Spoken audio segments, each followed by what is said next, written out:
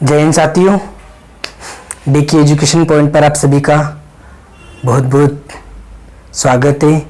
ठीक है, इसी के साथ में जो है हमने पिछली कक्षा में पढ़ा था कि किस प्रकार से भारत के संविधान के निर्माण की प्रक्रिया चली। भारत के संविधान के निर्माण की प्रक्रिया के आधार पर कब 26 नवंबर 1948 को जो है 1949 को भारत का संविधान जो है पारित किया गया। डॉक्टर अंबेडकर ने जो है पंडित जवाहरलाल नेहरू, डॉक्टर राजेंद्र प्रसाद और ऐसे कई महान हस्तियों के हाथ में जो है संविधान को सौंपा था डॉक्टर अंबेडकर द्वारा, क्योंकि संविधान के निर्माण की जो प्रक्रिया रही वह प्रारूप समिति के हाथ में थी और प्रारूप समिति वह थी जो कि संविधान के निर्माण में अपना पूरा योगदान दिया और उसके जो अध्यक्ष थे वह डॉक्टर अंबेडकर हुए थे। ठीक है, तो ये है जो हमने आपसे बात की थी इस बारे में।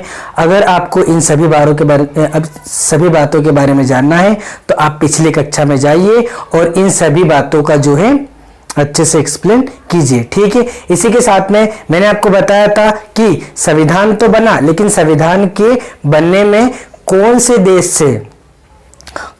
देश से भारत को क्या लिया गया। मतलब कि संविधान एक अकेले भारत में निर्माण किया बिल्कुल, लेकिन अन्य देशों से भी उसका योगदान रहा, अन्य देशों का भी उसमें योगदान रहा। तो किस देश से हमें किस प्रकार की सहायता मिली, इस बारे में जो है हम जानेंगे। ठीक है, तो कौन से देश से हमें किस प्रकार की सहायता मिली या फिर कौन से देश से हमने कौन सी प्रणाली ली जिसके माध्यम से कि वो संविधान में आज भी विद्यमान है। ठीक है, तो हम पढ़ेंगे। इसके पहले मैंने पिछली कक्षा में भी आपको बताया था, पिछली वीडियो आप देखिएगा, हमने प्रमुख 60 देशों के संविधान को पढ़ा।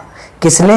प्रारूप समिति के जो भी सदस्य थे उन्होंने प्रमुख रूप से 60 देशों के संविधान से पढ़ा। उनकी मुख्य बातें, उनकी प्रमुख बातें जो है हमारे संविधान में उन्होंने विकसित की। ठीक है, तो भारत के संविधान में जिन भी देशों से जो भी प्रणाली ली गई उन प्रणाली के बारे में हम सबसे पहले बात करते हैं। इससे मैंने आपको ये भी बताया था कि संविधान के निर्माण में जो है भारत शासन अधिनियम 1935 का अपना महत्वपूर्ण योगदान रहा है। ये भी, इस बारे में भी हमने जो है अच्छे से चर्चा की थी। ठीक है, तो हम आगे बात कर रहे हैं। सबसे पहले हम पढ़ते हैं क्या है हमारे सामने, ब्रिटिश संविधान से। कौन से संविधान की बात कर रहा हूं मैं बात कर रहा हूं ब्रिटिश संविधान से।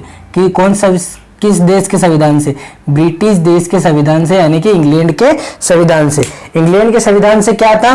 तो संसदीय शासन प्रणाली जो थी वह इंग्लैंड के संविधान यानी कि ब्रिटेन के संविधान से। संसदीय शासन प्रणाली कैसे?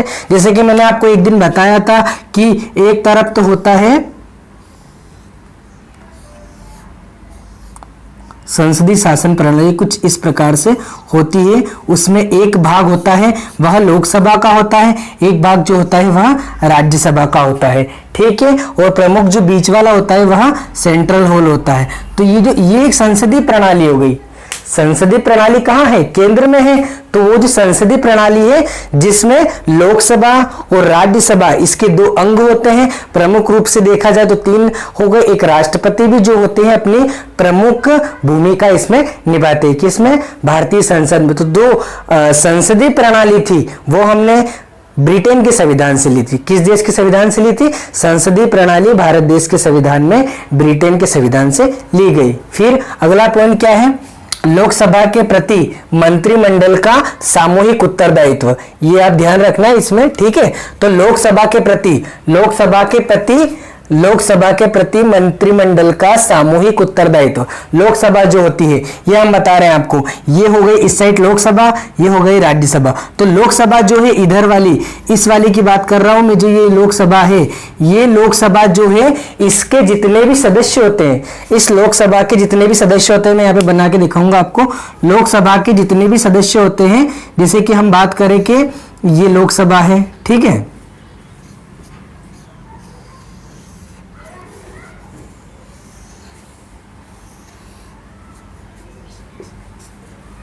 लोकसभा, तो लोकसभा के जितने भी सदस्य होते हैं वो सभी लोकसभा के मंत्रिमंडल का सामूहिक उत्तरदायित्व। लोकसभा का जो मंत्रिमंडल होता है, लोकसभा इधर है, ये रही लोकसभा, इसका जो भी मंत्रिमंडल होता है ये है राज्यसभा। तो राज्यसभा का भी अपना मंत्रिमंडल होता है, वो लोकसभा का भी अपना मंत्रिमंडल होता है, और ये है सेंट्रल हॉल। क्या है ये? Central hall. तो लोकसभा का जो मंत्रिमंडल होता है उसका सामूहिक उत्तरदायित्व होता है। मंत्रिमंडल में कौन आ गए? मंत्रिमंडल में वो आते हैं जो कि एमपी होते हैं। क्या होते हैं? एमपी यानी कि मेंबर ऑफ पार्लियामेंट, जिसको कि हम सांसद बोलते हैं। तो सांसद जो होते हैं इसके सदस्य होते हैं। किसके सदस्य होते हैं? लोकसभा के सदस्य होते हैं, वह सांसद होते हैं। और वो जो सांसद होते हैं उन्हीं को हम लोकसभा के सदस्य कहते हैं, और उनका क्या बोला है इसमें? मंत्रिमंडल। तो मंत्रिमंडल का जो गठन होता है, मंत्रिमंडल का जो गठन होता है, सामूहिक उत्तरदायित्व होता है, वह इन्हीं में से होता है। यानी कि जो मंत्रिमंडल निकाला जाता है, लोकसभा में के सदस्यों में से ही मंत्रिमंडल निकाला जाता है। उन्हीं में से जो है लोकसभा के सदस्यों में से ही मंत्रिमंडल को जो है सिलेक्ट किया जाता है। ठीक है, तो ये भी हमने बात की थी आपसे। ठीक है, तो सामूहिक उत्तरदायित्व, इनका बहुत ही सामूहिक उत्तरदायित्व होता है। किसका? लोकसभा के मंत्रिमंडल का। मंत्रिमंडल समझ नहीं आया तो फिर बता दूं, लोकसभा होती है, लोकसभा के जितने भी सदस्य होते हैं, लोकसभा के जितने भी सदस्य होते हैं, जैसे कि वर्तमान में देखें तो 545, जिसे कि हम एमपी बोलते हैं। और हम स्थानीय भाषा के आधार पर, या फिर स्थानीय भाषा क्या है, जैसे कि हम तो सांसद के रूप में जानते हैं एमपी। अगर कोई इंग्लिश मीडियम वाला बच्चा ना हो तो, हिंदी मीडियम वाला बच्चा ना हो, ना समझ पा रहा हो, तो उसे हम सांसद कहते हैं। और सांसद जो होते हैं उन्हें ही हम क्या कहते हैं? एमपी कहते हैं। ठीक है, तो उन्हीं में से जो कुछ प्रमुख लोगों को डिसाइड, कुछ प्रमुख एमपी को डिसाइड किया जाता है, जो कि सांसद की पोस्ट तो उनके ऊपर होती है, लेकिन उनके पास में अपने मंत्रिमंडल की गरिमा का उत्तरदायित्व भी उन्हीं के हाथ में होता है। ठीक है, तो ये समझ पाए होंगे आप सब। फिर बाद में आता है राष्ट्र के प्रधान के रूप में, राष्ट्र के प्रधान के रूप में राष्ट्रपति की औपचारिक प्रधानता और वास्तविक मंत्रिपरिषद में निहित होना। वास्तविक मंत्रिपरिषद में उनका निहित होना, बिल्कुल सही बात कही है उन्होंने। राष्ट्र के रूप में प्रधान कौन है? राष्ट्र का प्रधान कौन होता है? राष्ट्रपति होते हैं। बिल्कुल, ये भी हमने कहां से लिया है? ब्रिटेन के संविधान से लिया है। तो राष्ट्र के प्रधान के रूप में राष्ट्रपति होते हैं। ठीक है, तो राष्ट्रपति की औपचारिक प्रधानता, बिल्कुल औपचारिक प्रधानता, वो किसी विशेष विषय पर ही अपनी वार्तालाप करते हैं, ना कि किसी हर प्रकार की घटना पर अपना जो है विषय नहीं रखते हैं। आपातकालीन परिस्थिति में, किसी संयुक्त अधिवेशन में, इस प्रकार से जो है राष्ट्रपति का अपना प्रमुख उत्तरदायित्व होता है। इसके पूर्व जो है उनका कोई उत्तरदायित्व वो विशेष नहीं रखते हैं। इन्हीं के जो राष्ट्रपति का कार्य होता है, तो इन्हीं के वास्तविक कार्य के रूप में देखें तो वो कौन करते हैं? प्रधानमंत्री जी करते हैं। कौन करता है? प्रधानमंत्री के दो ही करते हैं। औपचारिक प्रधानता, वास्तविक मंत्री परिषद में निहित होना, वास्तविक मंत्री परिषद में निहित होना, यानी कि जो मंत्री परिषद का जो वास्तविक होता है वह कौन होता है? तो वह भी जो होते हैं राष्ट्रपति ही होते हैं। क्यों होते हैं? क्योंकि मंत्री परिषद जो होती है, मंत्री परिषद राज्यसभा लोकसभा दोनों में होती है, तो इनमें जो उत्तरदायित्व प्रमुख रूप से होता है वह किसका होता है? तो वह जो होता है वह भी राष्ट्रपति का होता है। फिर एकल न्यायिक प्रणाली, एकल न्यायिक प्रणाली में यह होता है कि चाहे वो राज्य का कितना भी उच्च स्तर का व्यक्ति हो, चाहे वो राज्य का या फिर देश का, राज्य या फिर देश का, चाहे वो राज्य या फिर देश का किसी भी सबसे उच्चतम स्तर का व्यक्ति हो या फिर सबसे निम्न व्यक्ति हो, उसके ऊपर न्याय प्रणाली जो होगी वह समान होगी। ठीक है, तो एकल न्यायिक प्रणाली, सभी को वोट डालने का अधिकार है, सभी को चुनाव लड़ने का अधिकार। न्याय प्रणाली बिल्कुल समान है, किसी से कोई भी मतभेद नहीं किया गया है भारत के संविधान में। फिर हम आगे बात करें तो विधि निर्माण की प्रक्रिया, विधि निर्माण की प्रक्रिया यानी कि विधि निर्माण की प्रक्रिया में ये होता है कि अगर किसी प्रकार के विधेयक को तैयार किया जाता है तो वह सबसे पहले या तो लोकसभा में जाएगा या राज्यसभा में, सदन के दोनों सभाओं में जो है उसको विधेयक को जाना होता है। इसके पश्चात जब तक वह राष्ट्रपति के पास नहीं जाता, राष्ट्रपति इस पर अपने विचार जाहिर नहीं करते या फिर उस पर अपने हस्ताक्षर नहीं करते विधेयक पर, तब तक वह विधेयक पारित नहीं माना जाता है। ठीक है, तो ये हो गया कि विधि निर्माण की प्रक्रिया, मतलब कि विधेयक को पारित नहीं माना जाएगा। क्यों नहीं माना जाएगा? क्योंकि वो जो विधेयक होता है वह विधेयक जब तक राष्ट्रपति तक नहीं जाएगा विधि निर्माण की प्रक्रिया के आधार पर, तब तक कि उसको मान्य नहीं माना जाएगा। जैसे कि राज्यसभा होती है और लोकसभा होती है, तो राज्यसभा और लोकसभा ये तो संसद के दो अंग हो गए, लेकिन इनमें जो है इन्हीं के आधार पर विधेयक तैयार किया जाता है और इसी विधेयक को जो है राष्ट्रपति की पूर्व अनुमति के से उनके पास जो है भेजा जाता है, और जब तक वह हस्ताक्षर नहीं करते तब तक वह विधि का निर्माण नहीं हो पाता है। तो ये विधि निर्माण की प्रक्रिया भी जो है ब्रिटेन के संविधान से ली गई। ठीक है, फिर हम आगे बात करें तो विधि का शासन, बिल्कुल विधि का शासन है, विधिवत चलेगा, विधि का शासन है ना, बिल्कुल विधि का शासन है। न्याय विधान सभी के लिए समान है, चाहे वो कितना भी हाई लेवल व्यक्ति हो या लो लेवल व्यक्ति, न्याय विधान सभी के लिए समान है। विधि का शासन, विधि के आधार पर शासन चलना, जो भी विधि बताई गई है उसी के आधार पर शासन चलेगा, ये सब उसमें बताया गया है। ठीक है, फिर हमारे आगे बात कर रहे हैं एकल नागरिकता, बिल्कुल एकल नागरिकता का प्रावधान है। एकल नागरिकता हम यानी कि आप जो भी ये वीडियो देख रहे हैं, आप जिस भी राज्य से हैं, आपका जो भी राज्य है, तो आप जिस भी राज्य के निवासी हैं, तो क्या आपकी नागरिकता में आपके राज्य का उल्लेख मिलता है? बिल्कुल नहीं मिलता। हाँ, ये माना हमने कि आप किसी प्रकार की फॉर्म सबमिट कर रहे हो या फिर आप एक मध्य प्रदेश राज्य के हो तो बिल्कुल, लेकिन अगर सवाल आपकी नागरिकता का आता है तो आप एक भारतीय हैं, चाहे आप एक भारतीय, एकल नागरिकता का सिद्धांत है। ठीक है, तो ये भी जो है हमने ब्रिटेन के संविधान से लिया। एकल नागरिकता, बिल्कुल एकल नागरिकता समझ आया होगा। एकल नागरिकता, हम नागरिक है, हमारी जो नेशनलिटी लगती है वह इंडियन है। आपकी भी जो नेशनलिटी लगती है, जो ये वीडियो देख रहे हैं भारत देश के जिस भी राज्य से जो भी व्यक्ति वीडियो देख रहा है, तो उसकी भी जो एकल नागरिकता होती है वह भी क्या होती है? नेशनलिटी, यानी कि वह भी होती है इंडियन। आप भी भारतीय हैं, बिल्कुल। जय हिंद साथियों, सभी भारतीयों को मेरा नमस्कार। ठीक है, फिर विधायिका के सदस्यों का विशेषाधिकार। विधायिका के जो सदस्य होते हैं, कौन होते हैं? विधायिका के सदस्य होते हैं लोकसभा और राज्यसभा में जो भी प्रक्रिया में जो भी MP होते हैं वही विधायिका के सदस्य होते हैं। तो उनके कुछ विशेषाधिकार के बारे में भी जो है हमने ब्रिटेन के संविधान से लिया है। इनकी जो भी आगे की प्रोसेस है वो हम बिल्कुल आपको पढ़ाएंगे जब संविधान प्रारंभ होगा। हम जैसे ही संविधान के भाग प्रारंभ करेंगे उसमें आपको निश्चित रूप के आपके हर डाउट को हम अच्छे से क्लियर करेंगे। ठीक है, संसद एवं विधानमंडलों की प्रक्रिया। संसद एवं विधानमंडल की क्या प्रक्रिया होती है, ये सभी भी बातें जो है इसमें निहित है। किसमें? ब्रिटिश संविधान से हमने ली है। संसद की, भारतीय संसद की क्या क्या प्रक्रिया है, विधानमंडल की क्या क्या प्रक्रिया है, ये सभी भी हमने किससे? ब्रिटेन के संविधान से लिया है। फिर हम आगे बात करें तो ये तो खत्म हो जाता है। तो याद रखो, हमने ब्रिटिश संविधान से क्या लिया? संसदीय शासन प्रणाली, लोकसभा के प्रति मंत्रिमंडल का सामूहिक उत्तरदायित्व, राष्ट्र के प्रधान के रूप में राष्ट्रपति की औपचारिक प्रधानता और वास्तविक मंत्रिपरिषद में निहित होना। ठीक है, फिर एकल न्यायिक प्रणाली, विधि निर्माण की प्रक्रिया, विधि का शासन और एकल नागरिकता, विधायिका के सदस्यों का विशेषाधिकार, संसद एवं विधानमंडलों की प्रक्रिया, संसद एवं विधानमंडलों की प्रक्रिया। ठीक है, यहां तक हमने पढ़ा। अब ये तो हो गया ब्रिटिश के संविधान, ब्रिटिश संविधान से, ठीक है, यानी कि इंग्लैंड के संविधान से। अब हम आगे बात कर रहे हैं आयरलैंड के संविधान से। कौन से संविधान की बात कर रहे हैं? आयरलैंड के संविधान की बात कर रहे हैं कि वहां से हमारे देश में जो है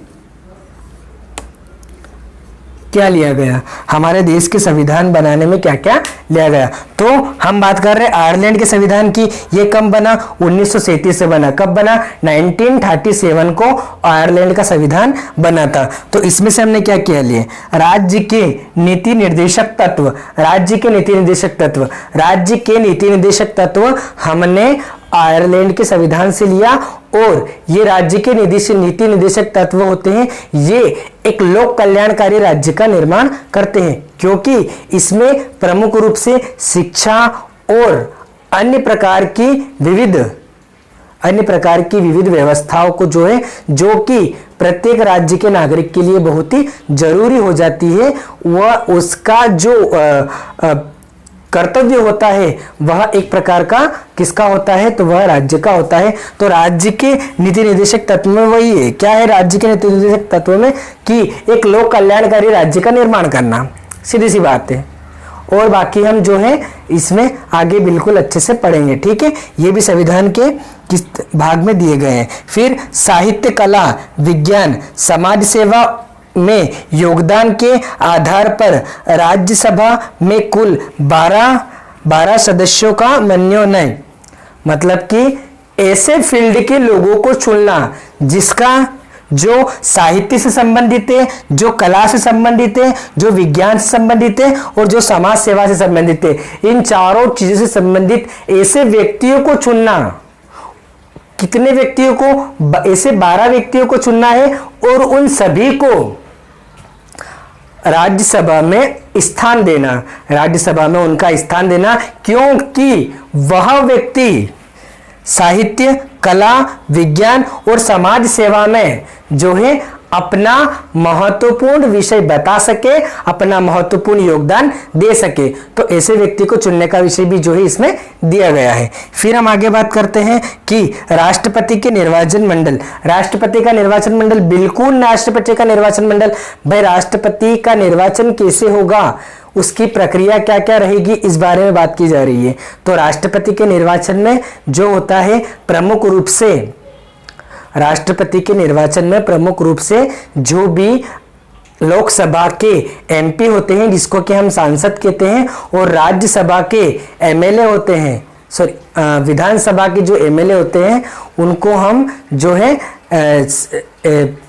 विधानसभा के जो एमएलए होते हैं, इन दोनों का उत्तरदायित्व होता है राष्ट्रपति के निर्वाचन मंडल में। फिर मैं आपको बता रहा हूं कि राष्ट्रपति के निर्वाचन मंडल में, यानी कि राष्ट्रपति को निर्वाचित करने में जो योगदान होता है वह लोकसभा के एमपी, जिसको कि हम सांसद कहते हैं, और विधानसभा के एमएलए, जिनको कि हम विधायक कहते हैं, उनका अपना योगदान होता है, जिसके माध्यम से ही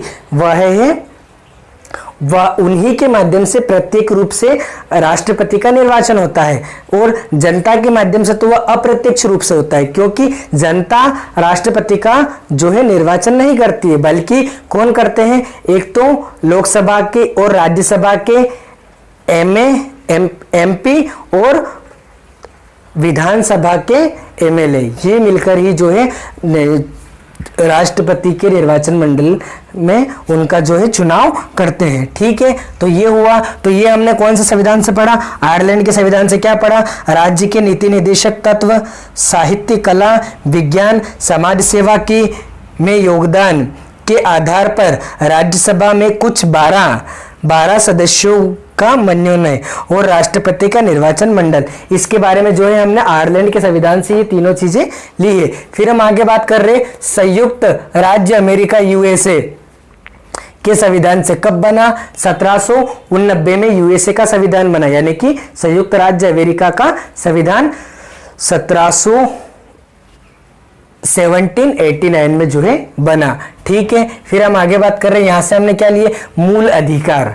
हमारे जो मूल अधिकार है वह हमने यूएसए से लिए। कौन से संविधान, कौन से देश के संविधान से लिए, तो यूएसए के संविधान से हमने मूल अधिकार लिए हैं। बिल्कुल मैं आपको जो है आगे ये सभी पढ़ाऊंगा। अभी हम मुख्य रूप से जो हमने इनसे जो लिया है वो हम पढ़ लेते हैं, ठीक है। फिर राष्ट्रपति के महाभियोग की प्रक्रिया, तो राष्ट्रपति के महाभियोग की प्रक्रिया ये वह प्रक्रिया है, राष्ट्रपति के महाभियोग की प्रक्रिया यह वह प्रक्रिया है जिसके माध्यम से कि राष्ट्रपति को अपने पद से हटाया जाता है, यानी कि उसको अपना पद छोड़ना होता है। किसको, राष्ट्रपति को, इस महाभियोगी की प्रक्रिया के माध्यम से। यह कौन से देश से ली गई है, तो यह यूएसए, संयुक्त राज्य अमेरिका, जिसका संविधान 1789 को बना था, और उस देश से राष्ट्रपति के महाभियोग की प्रक्रिया ली गई है, ठीक है। फिर हम आगे बात करें तो स्वतंत्र न्यायपालिका, बिल्कुल न्यायपालिका स्वतंत्र है। न्यायपालिका जो होती है वह स्वतंत्र है। स्वतंत्र किस प्रकार से है, जैसे कि हमने आपसे बात की थी कि भारतीय राज्य व्यवस्था के प्रमुख 3 अंग है। सबसे पहले बात करें तो विधायिका, कार्यपालिका और न्यायपालिका, जिनमें से जो विधायिका होता है और जो कार्यपालिका होता है, इन दोनों का न्यायालय में कोई काम नहीं होता है।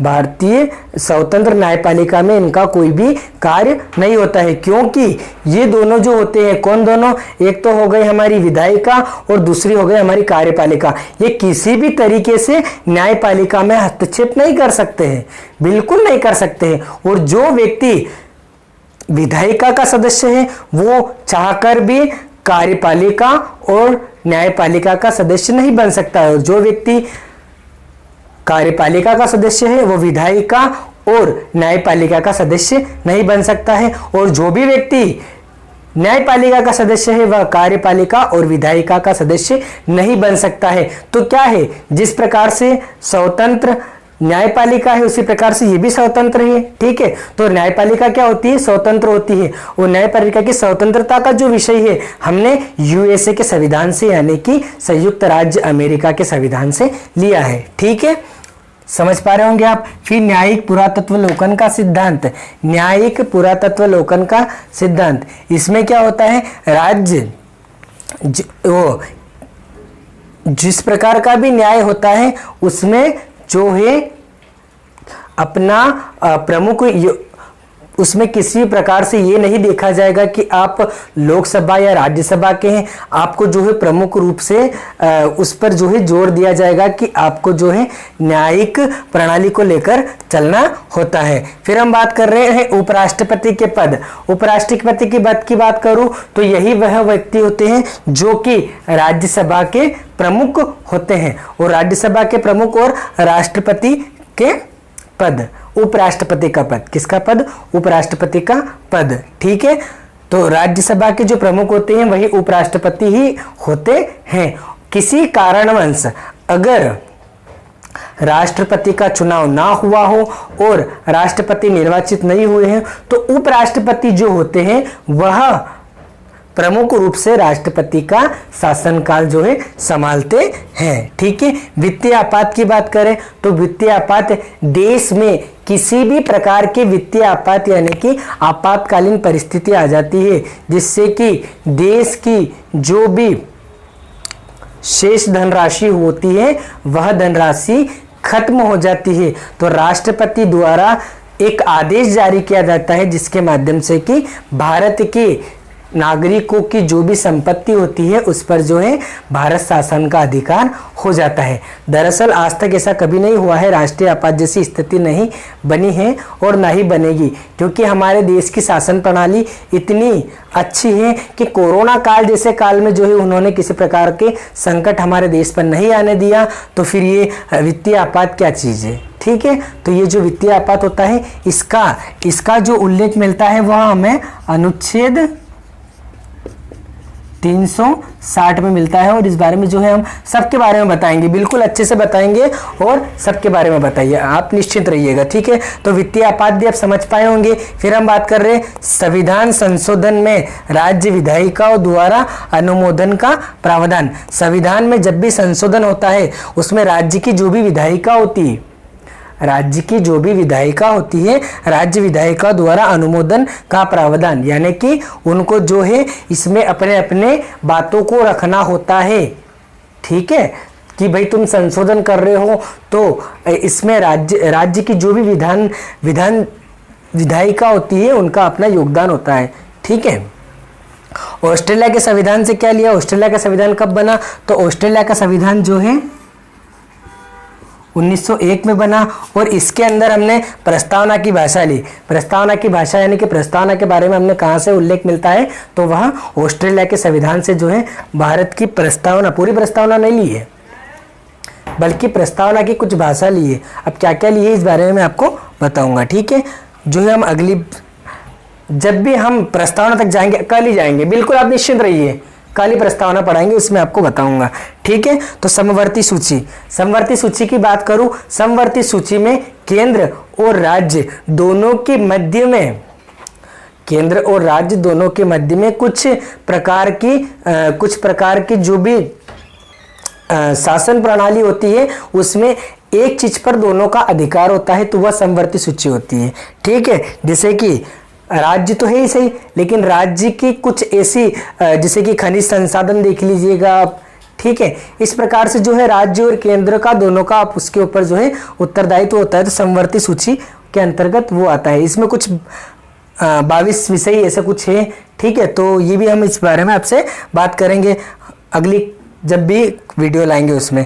फिर केंद्र राज्य का संबंध, केंद्र और राज्य के संबंध के बारे में भी हमने ऑस्ट्रेलिया के संविधान से लिया है। केंद्र और राज्य के बीच में किस प्रकार से संबंध रहेगा, ये भी जो है हमने ऑस्ट्रेलिया के संविधान से लिया है। फिर शक्तियों का विभाजन, किस राज्य में किस प्रकार की शक्ति रहेगी, किस देश में देश में किस किस प्रकार की शक्ति रहेगी। राष्ट्रपति की शक्ति देख लीजिए, प्रधानमंत्री की शक्ति देख लीजिए, राज्यपाल की शक्ति देख लीजिए। तो इन सभी का विभाजन जो हमने ऑस्ट्रेलिया के संविधान से लिया है, ठीक है। फिर हम बात कर रहे हैं दक्षिण अफ्रीका से। दक्षिण अफ्रीका से हमने क्या लिया है, संविधान के संशोधन की पद्धति। संविधान का संशोधन क्या होता है, संविधान के अंदर कुल 395 अनुच्छेद है, और या तो उन अनुच्छेदों में 22 भाग में या फिर 8 अनुसूचियां में अगर किसी भी प्रकार से संशोधन किया जाता है, संशोधन यानी कि उसमें कोई बदलाव किया जाता है, उसके किसी भी विषय को हटाया जाता है या फिर किसी नए विषय को रखा जाता है या फिर उसमें किसी प्रकार का बदलाव किया जाता है, इन तीन ही प्रकार का अगर कुछ विषय होता है संविधान में, तो उसे जो है हम संविधान संशोधन कहते हैं। और संविधान के संशोधन की जो पद्धति है वो हमने ऑस्ट्रेलिया के संविधान से ली है, ठीक है। तो इस प्रकार से जो है हमने ये पढ़ा है, बहुत अच्छे से जो है आपको समझ आया होगा, ठीक है। आप इसका अच्छे से स्क्रीनशॉट ले लीजिए और जो है अपने नोट्स तैयार कीजिए। ये बहुत ही इम्पोर्टेंट विषय है आपके लिए, मैं बता रहा हूं कि ये बहुत ही महत्वपूर्ण विषय है आपके लिए। इसमें से डेफिनेटली आपको जो है पूछा जाता है, बिल्कुल पूछा जाता है कि किस देश के संविधान से क्या लिया गया, किस देश का अपना महत्वपूर्ण क्या योगदान रहा, ये सभी बातें जो है आपसे पूछी जाती है। तो बिल्कुल आप निश्चित होकर इसका एक अच्छा सा स्क्रीनशॉट लीजिए और अपने नोट्स तैयार कीजिए, ठीक है। और हम जो है बहुत ही जल्द भारत के संविधान के पहले भाग को प्रारंभ करने जा रहे हैं, ठीक है। इसी के साथ में दोस्तों जो है आप अपने नोट्स तैयार कीजिए और अच्छे से अपनी पढ़ाई कीजिए, अपने स्वास्थ्य का ध्यान जरूर रखें, ठीक है साथियों। चलता हूँ मैं इसी के साथ में, जय हिंद।